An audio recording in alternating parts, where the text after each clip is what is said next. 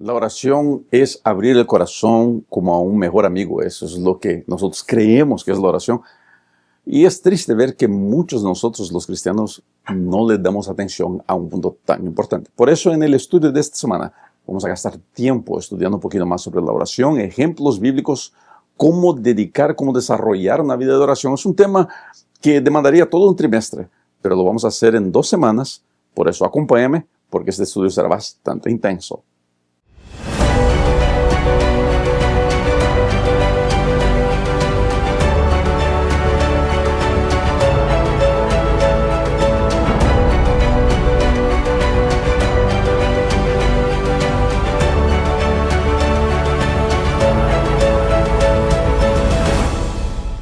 Muy bienvenida, querida amiga, querido amigo de mi canal. Soy Rubén Bullón y este video es el estudio de la lección de la Escuela Sabática, lección de número 6, que trae como título Guerreros de Oración. Y como siempre, vamos a comenzar este estudio leyendo el verso para memorizar, que dice de esta manera. Amo al Señor porque ha escuchado mi voz y mis súplicas, porque ha inclinado a mí su oído, por eso lo invocaré mientras yo viva.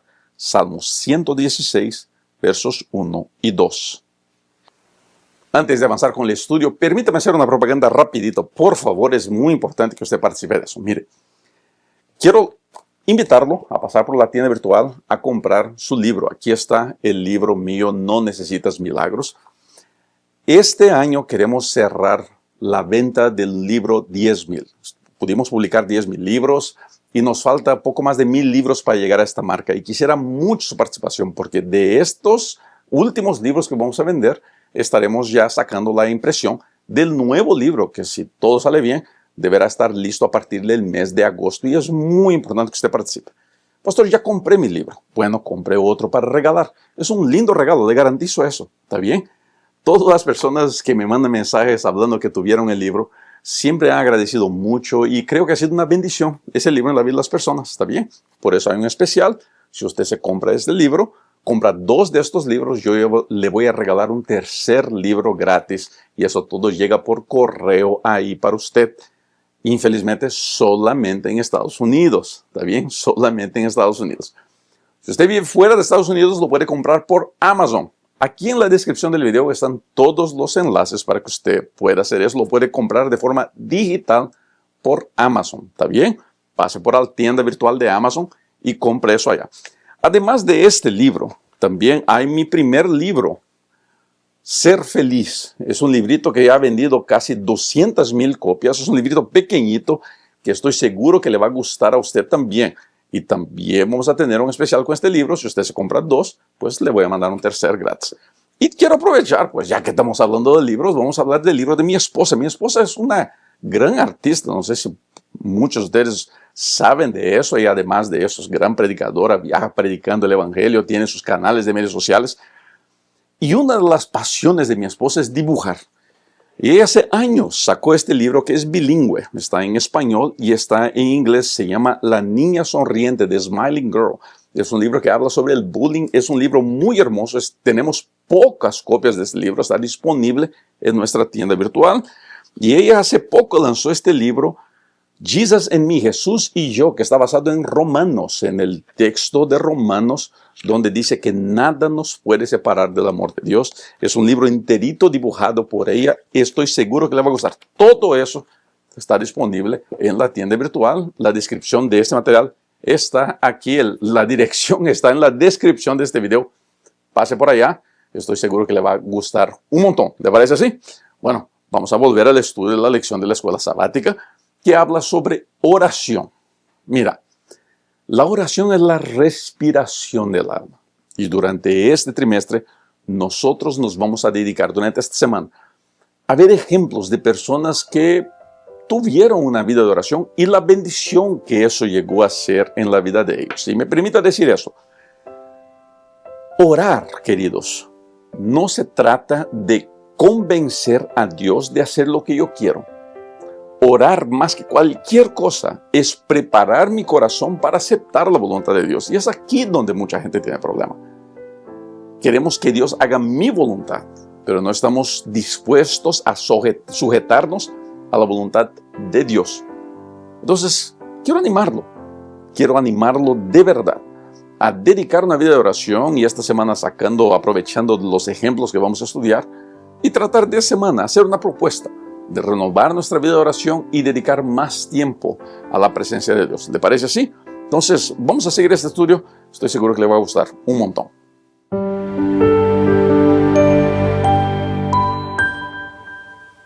¿Quién es ese personaje bíblico que más ha impactado nuestra vida? Tu vida, mi vida. Yo estoy seguro que pues todos nosotros tendremos un personaje, ¿no es cierto? Si usted gusta, puede escribir en los comentarios cuál es el personaje bíblico que más ha impactado su vida. Además de Jesús, pues es que la figura central de la Biblia. Es fácil decir que uno de los personajes que más impacta generaciones es Daniel, el profeta Daniel. Mira, Daniel se enfrentó un sinfín de batallas mientras ministraba en la corte del imperio más poderoso del mundo, sea el imperio babilónico o sea el imperio medo-persa. Daniel trabajó en los dos imperios, en la corte de los dos imperios. Fue un lucero brillando en ese mundo, podemos imaginarnos, de idolatría, de corrupción. Y su testimonio de Daniel llegó a impactar tanto que creemos que el rey Nabucodonosor llega a tener una conversión al Dios de Israel por el testimonio de Daniel. ¿Cuál es la belleza de la vida de Daniel? Y cuando estudiamos el libro de Daniel, que es una porción profética muy importante, pero también trae una parte histórica. Cuando estudiamos la historia de Daniel, nos damos cuenta de cómo Daniel dedicaba tiempo a la oración. Ahora, lo interesante de la vida de Daniel es que el hecho de que él se dedicaba a la oración no hizo de su vida más fácil. Fue por la oración, por la persecución de las personas a su vida de oración que Daniel, por ejemplo, terminó en la cueva de los leones. Así que la oración no es para hacerme la vida fácil. La oración es para darme capacidad de enfrentar la vida difícil. Daniel tuvo una vida muy difícil, muy problemática, muy compleja, pero Daniel se enfrentó todo eso con gracia. ¿Por qué? Porque dedicaba tiempo a la oración. Y la oración le dio a Daniel capacidad de enfrentar dificultad, le dio capacidad, le dio sabiduría, le dio entendimiento, le dio inteligencia. A través de los momentos de soledad de Daniel en oración, fue donde él fue capacitado por Dios para ser un lucero en medio a un mundo de tinieblas. Hoy día mucha gente dice, pastor, no sé cómo dar testimonio. Gente, testimonio no es algo que yo planeo dar, es algo que yo doy por lo que yo soy. Y lo que yo soy se va a desarrollar mucho en una vida de oración. Y es lo que entendemos de la vida del profeta Daniel.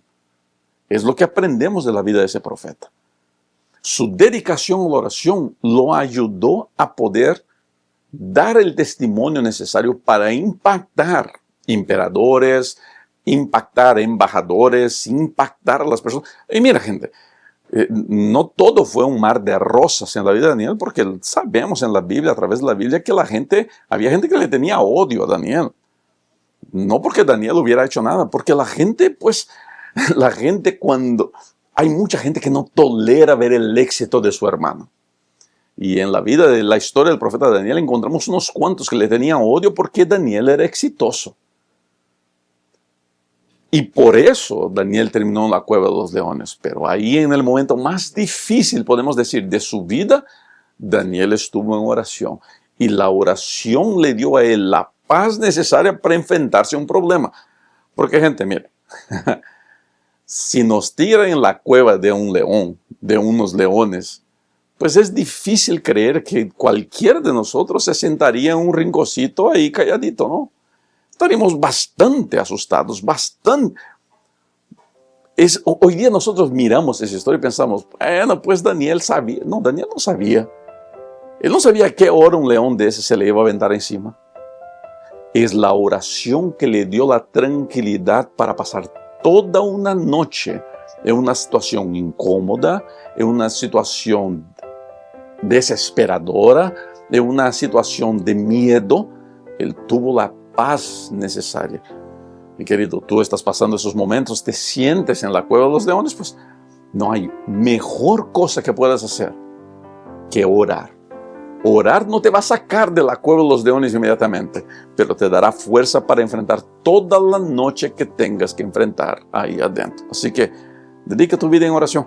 Vas a ver cómo caminar en la vida se hace un poco más tranquilo.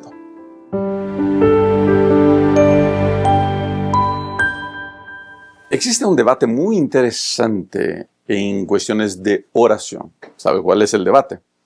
¿Debemos orar arrodillados o podemos orar de pie?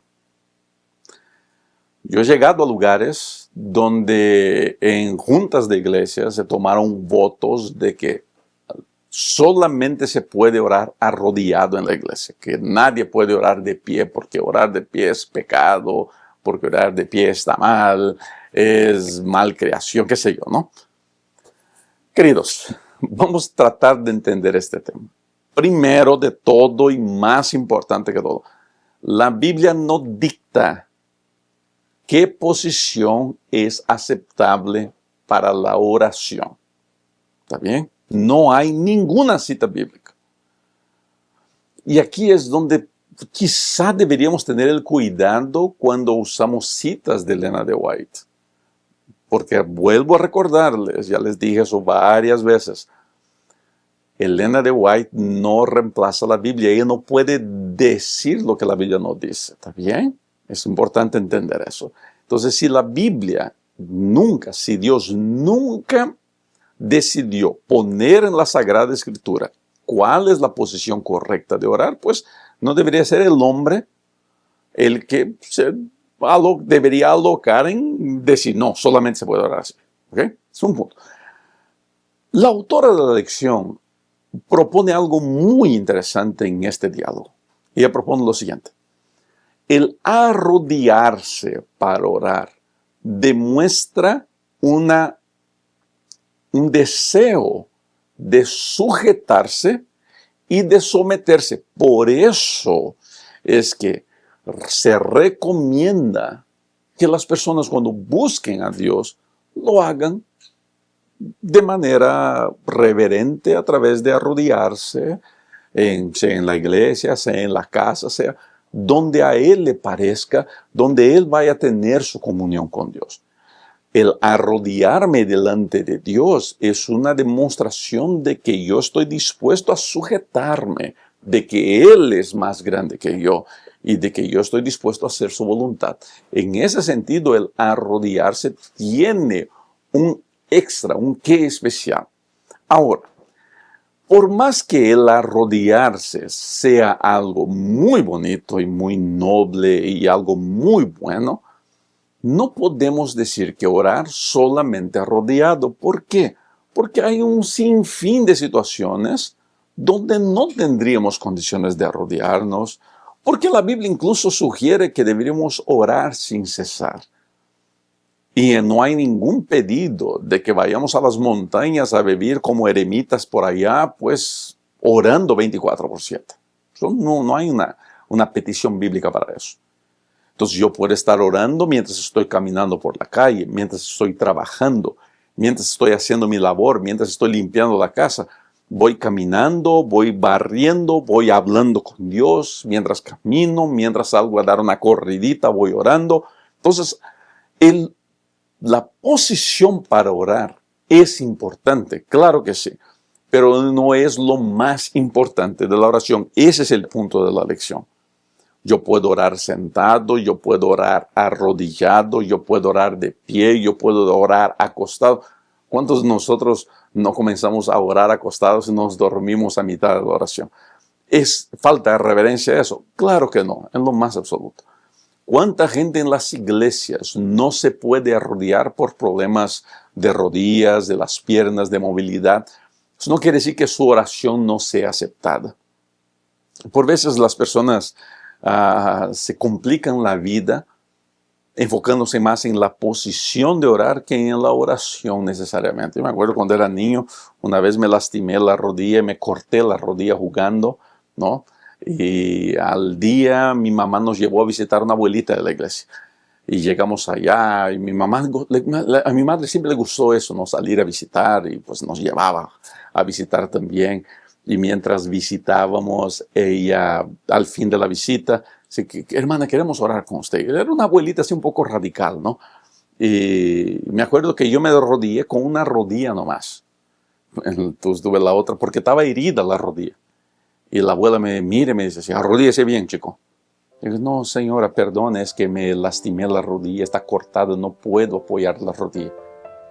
Y la señora me dice, no, pues es que es pecado arrodillarse con una rodilla nomás. O se para o se arrodilla. Pues ya terminé la oración paradito, ¿no? Pero cuento esta historia porque fue muy chistosa para nosotros cuando éramos niños.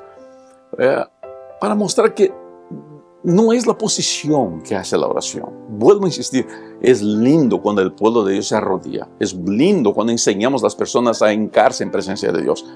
Pero es mucho más importante enseñar a las personas a estar en comunión con Dios, a gastar tiempo con Él, a hablar con Él. Lleva eso y te propongo que hagas un debate en tu estudio, en tu escuela sabática con las personas. ¿Cómo prefieres orar? Y vas a ver que hay una variedad de opiniones, pero lo principal es que gastemos tiempo en oración.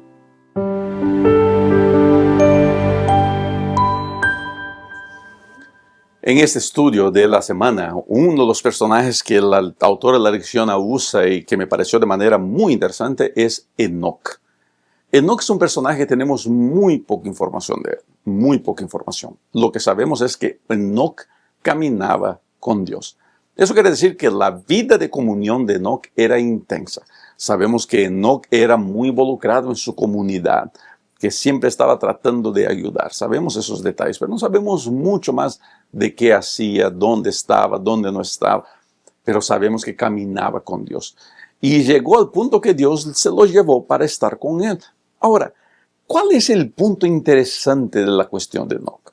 Es, en mi manera de ver, es el hecho de que cuando Enoc, mientras más tiempo paso en comunión con Dios, más semejante a Él me hago. Mientras más en presencia de Dios, más mi carácter es transformado. Mientras más tiempo gasto arrodillado, humillándome en la presencia de Dios, más hago a un lado el egocentrismo y el egoísmo de mi vida y más semejante a Cristo en amor, en caridad, me parezco.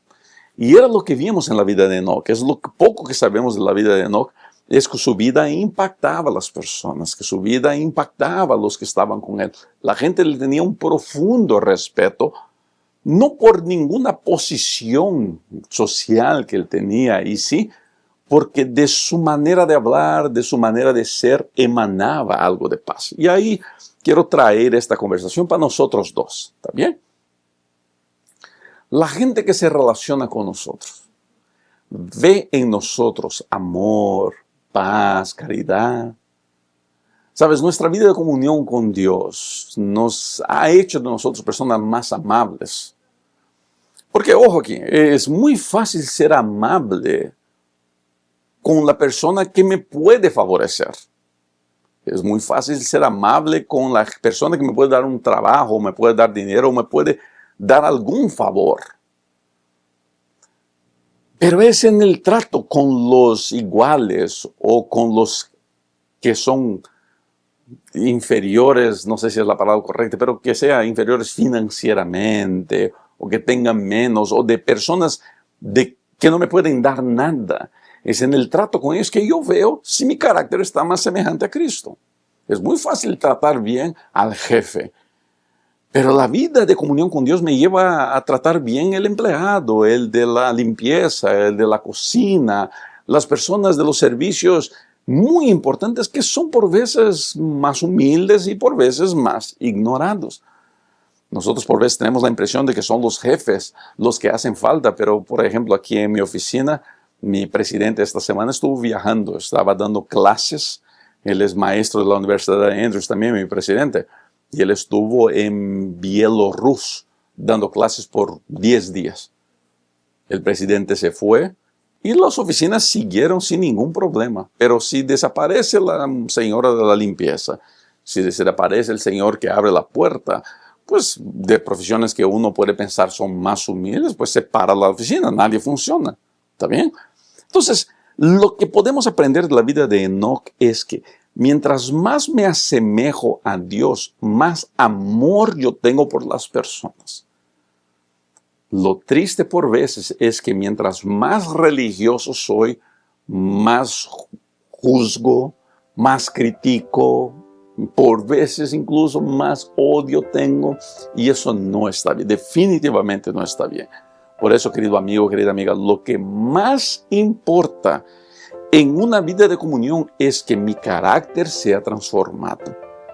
Una de las cosas que la autora propone es que las oraciones sean audibles en mi comunión personal. Que sea susurrando o que sea hablando, porque de esta manera yo puedo desarrollar mejor las ideas. Por veces cuando uno ora en silencio, y se puede pensar en usted mismo, oramos en silencio por veces, las ideas se desconectan un poquito, nosotros nos desconectamos un poquito, pero cuando estamos orando en voz alta, como que las ideas se forman un poquito mejor. Es un buen consejo que ojalá usted y yo podamos poner en práctica siempre.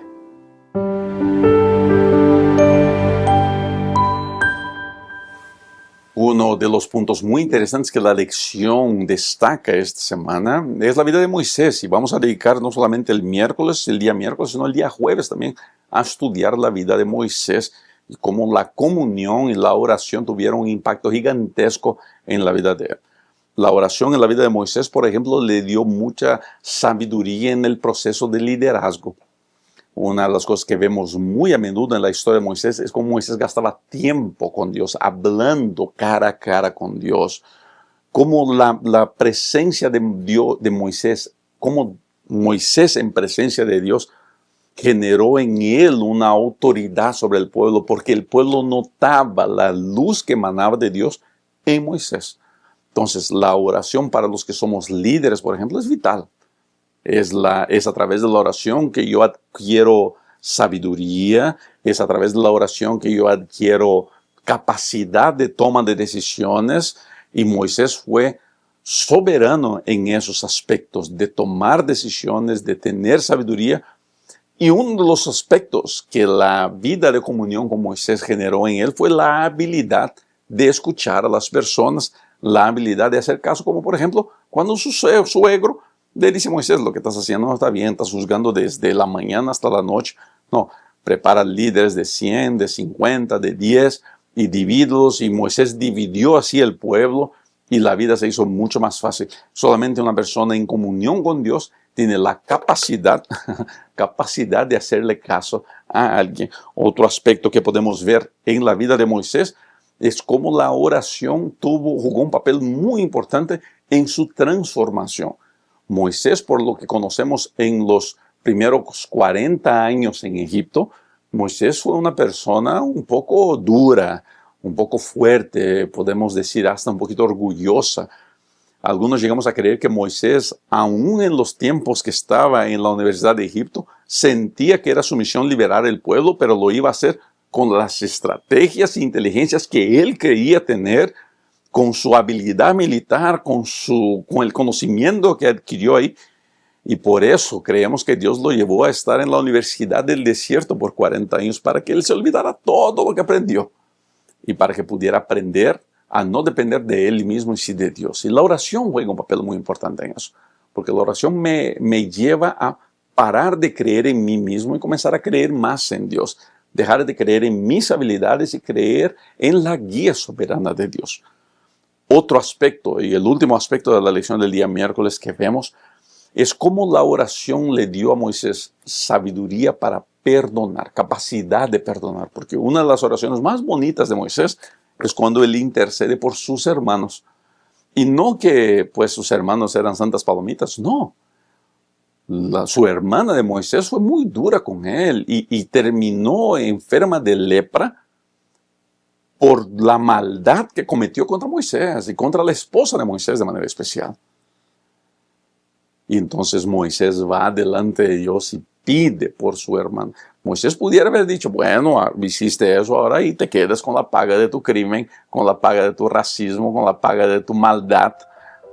Pero no, es en comunión con Dios que yo desarrollo la capacidad de perdonar a aquellos que me hirieron, a aquellos que me persiguen, a aquellos que me atacan.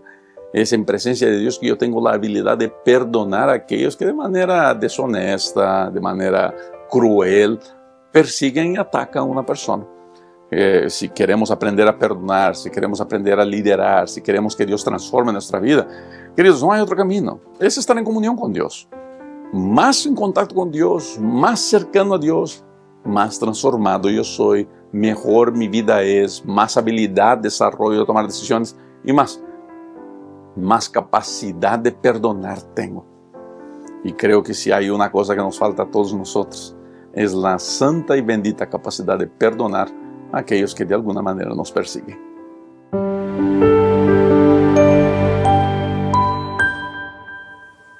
Otra cosa que aprendemos de la vida de Moisés es su habilidad de interceder por el pueblo. Y gente, Moisés es conocido como uno de los hombres, si no el hombre más paciente que ya vivió sobre la tierra, porque qué gente pesada eran los israelitas. Mira, yo me imagino el dolorazo de cabeza, la quebradera de cabeza que fue dirigir ese pueblo por 40 años en el desierto. Ojo que muchos creemos que los que salieron de Egipto fueron alrededor de 2 millones de personas. Mucha gente, mucha gente. Y Moisés tuvo la habilidad de dirigir a esa gente. Ahora, esta gente que Moisés dirigió era gente difícil, gente que se rebeló contra él, gente que lo atacó, gente que atacó a su esposa. Porque no sé si se acuerdan, la esposa de Moisés no era israelita. La esposa de Moisés no era israelita. Y es muy posible, eso es una especulación, ¿está bien? De que la piel de la esposa de Moisés fuera de un color diferente de la piel de los israelitas. Es una posibilidad, lo que hace con que esa relación de alguna manera haya sido atacada por los israelitas. ¿Cómo es que el liberador de Israel está casado con una mujer que no es del pueblo de Israel? ¿Te das cuenta? Entonces Moisés sufrió muchos ataques, directos e indirectos. Pero una de las cosas que vemos es que a través de la comunión con Dios, Moisés desarrolló una empatía para con ese pueblo duro de corazón, ese pueblo problemático, ese pueblo complicado. Moisés desarrolló una habilidad única de tolerar lo intolerable que ese pueblo llegó a ser. Y varias veces en esos 40 años Moisés se acercó a Dios diciendo: Señor, si vas a arriscar a ese pueblo del libro de la vida, arrisca mi nombre también. Porque hasta aquí los he traído, hasta aquí me has ayudado a guiarlos, yo los voy a llevar hasta el final. Y Moisés fue con ese pueblo hasta las últimas consecuencias. La autora de la lección de jueves, propone algunos pasos. Podemos aprender mucho de la vida de Moisés, dice ella, en lo que se refiere a la oración y aferrarnos a Dios. 1. Moisés sentía un profundo amor por Dios y tenía una idea clara del carácter divino. Eso era fruto de la comunión de Moisés con Dios. Él entendía, él sabía que el carácter de Dios era un carácter santo. Segundo aspecto es: Moisés fue valiente y fiel al aferrarse a Dios en los altibajos del extenuante viaje hasta la tierra prometida. Una de las cosas que vemos en la vida de Moisés es su habilidad de aferrarse a Dios a través de la comunión durante esos 40 difíciles y largos años.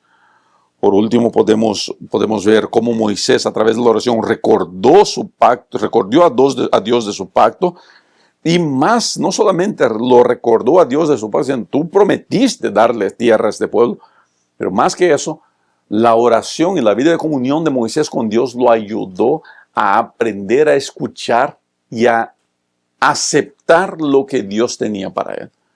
Y para mí una de las escenas más poderosas de la Biblia, sin lugar a duda, es cuando Dios lleva a Moisés a la cumbre del monte Nebo y le dice: dale un vistazo general a toda la tierra prometida. Y en mi imaginación de escritor, de autor, es Moisés mirando a todo eso y vio un rinconcito por ahí con unos árboles, con un arroyo, y pensando: ahí voy a poner mi casita, voy a colgar una hamaca, descansar mis pies, plantar unos higos, unos olivos. Y me imagino Moisés diciéndole a Dios, Señor, ese rinconcito pudiera ser mío. Y Dios le dice, no, Moisés, no vas a entrar. Yo me imagino que Moisés murió sin entender. Pero no necesitamos entender a Dios para confiar en Él. Por eso una vida de comunión es muy importante. Porque en la mayoría de las veces no vamos a entender por qué las cosas nos pasan como nos pasan. Y solamente si yo estoy firme en mi comunión con Dios, es que yo tengo condiciones de avanzar, aún desagradado, aún en desacuerdo, aún herido, como me imagino que Moisés finalmente llegó a descansar. Pero sabemos que poco tiempo después Dios lo resucitó y lo llevó a algo mucho mayor, ¿no? Así que, querido, el ejemplo de Moisés es uno de los lindos ejemplos de una vida de comunión que valdría la pena tener en nuestra vida. Estamos llegando al final del estudio de esta semana y no quiero terminar el estudio sin recordarle de pasar por nuestra tienda virtual para adquirir mi nuevo libro que salió el año pasado. Está cumpliendo un año este libro. También estamos llegando casi a la marca de los 10,000 libros vendidos y quisiera mucho que usted pudiera adquirir para cerrar esa marca de 10,000 y ya poder lanzar el nuevo libro. ¿Está bien? No necesitas milagro, está basado en la vida de Ruth y usted puede conseguir esto en nuestra librería digital. También ahí está disponible mi primer libro, que ya tiene más de 200,000 copias vendidas y le va a gustar un montón. Ser feliz está basado en el Salmo 121 y los 2 libros escritos y dibujados por mi esposa. La niña sonriente, que habla sobre el bullying, The Smiling Girl, es un libro bilingüe. Y también tiene Jesús y yo, Jesus and Me, que es uno de los más hermosos libros totalmente creado y dibujado por mi esposa. Estoy segurísimo que le va a gustar y está todo esto disponible en nuestra librería virtual. Pase por allá, ¿está bien? La lección de esta semana habló sobre la oración y la importancia de la comunión con Dios. Pues hay mucho que pudiéramos aprender, pero creo que la cita que la autora de la escuela del estudio de este trimestre eligió resume bien lo que estudiamos durante la semana. Así que acompañe en pantalla, por favor, porque es una cita larga, pero muy poderosa. Presenta a Dios tus necesidades, tristezas, gozos, preocupaciones y temores. No puedes incomodarlo ni agobiarlo. El que tiene contados los cabellos de tu cabeza no es indiferente a las necesidades de sus hijos. Nuestras aflicciones conmueven su tierno corazón, especialmente cuando las compartimos con Él. Llévale todo lo que confunde. No hay carga que resulte tan pesada que Él no la pueda sobrellevar, pues Él sostiene los mundos y rige el devenir del universo. Nada que de alguna manera afecte nuestra paz es tan pequeño que Él no lo note. No hay en nuestra experiencia ningún episodio tan oculto que Él no haya conocido, ni perplejidad tan grande que no la pueda solventar.